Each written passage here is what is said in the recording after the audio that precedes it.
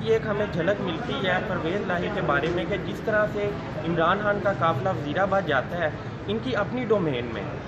परवेज़ लाही की अपनी डोमेन में, वहाँ पर इमरान खान के ऊपर हमला होता है, एक प्री प्लान हमला, जिसके बाद हैरानगी की ये बात होती है कि वहाँ पर FIR भी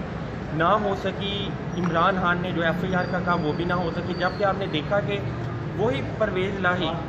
जो इस टाइम पे पाकिस्तान तहरीक-ए-इंसाफ के सदर हैं, वो उस टाइम पे वज़ीर आला पंजाब थे। तो ये कैसे मुमकिन है कि वज़ीर आला पंजाब हो और उसके अलावा SHO हैं और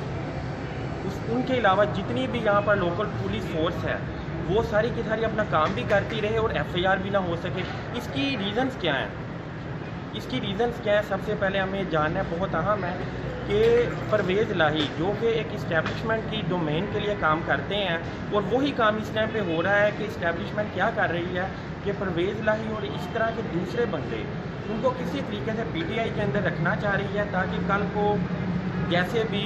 PTI की अगर गवर्नमेंट आ जाती है या जो भी होता है तो इमरान खान को किसी तरीके से ब्लैकमेल किया जाए। तो इनका जो बेसिक मोटिव है वो यही है। तो इस बारे में ये चीज़ को क्लियरली आप सब अपने जहन में रखें